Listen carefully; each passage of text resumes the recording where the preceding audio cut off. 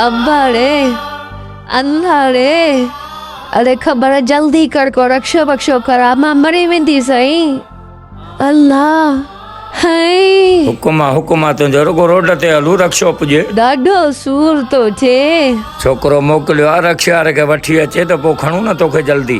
अब्बा रे अम्मा रे दादा रे अरे जंगन में सफ़ा सा कोने ख़बर है पोता हूं दिल न ला अॼु कुझु बि थिए कीअं बि थिए लोन जी किस्त उन्हनि खां वसूल करणी आहे। रोज़ रोज़ रमू असांखे चरियो नथो करे सघे। हा अॼु कुझु बि थी पए असां पंहिंजे लोन जी किस्त हिननि खां ज़रूरु वठंदासीं। ख़बर न आहे रमू अलाए किथे हूंदो। ओयो चाचा सां अचे पियो न वठे हिनखे ख़बर कान्हे पैसा ॾे किस्त जा जल्दी कर। कहिड़ी किस्त जा पैसा ॾे हिन महिल मुंहिंजे ॿारनि जी तबियत सही न अस्पताल थो वञा। डिलीवरी सां असां न आहियूं बदल किस्त टाइम थियो असांखे पंहिंजी किस्त खपे हिते। अरे कुझु इंसान त सिखो हिन महिल मुंहिंजी माई जी तबियत सही न आहे पोइ तव्हां सां मां मिली वठंदुसि। पहिरीं असांखे हिते किस्त ॾे पोइ तोखे असां वञणु ॾींदासीं। अरे ॾिसो कोन था मुंहिंजी मां केॾी तकलीफ़ आहे। बस कर छोरा ए छोड़ा करे केंदो ॻाल्हाई तमीज़ कोन थी आहे ॻाल्हाइण जी। तमीज़ कोन्हे ॻाल्हाइण जी बस कर रे तुंहिंजा वॾा बीठा आहिनि न पाणे ॻाल्हाईंदा। अरे परे छो मारे पई खुदा जी मूंखे वञण ॾियो अल्लाह। घबरा न हलूं था।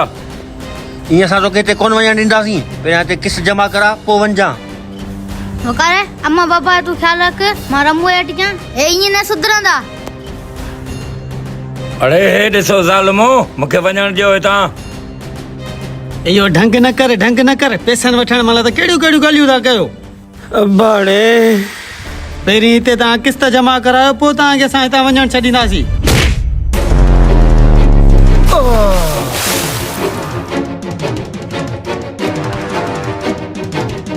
अरे इहो कहिड़ो तरीक़ो आहे जेको तव्हां सम्झंदा आहियो।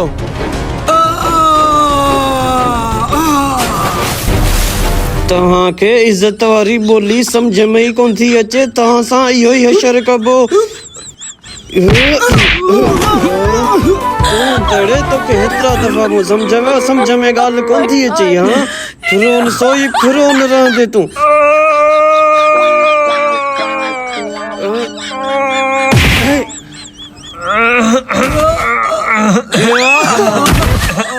तव्हांखे इज़त वारी ॿोली राज़ी नथी अचे।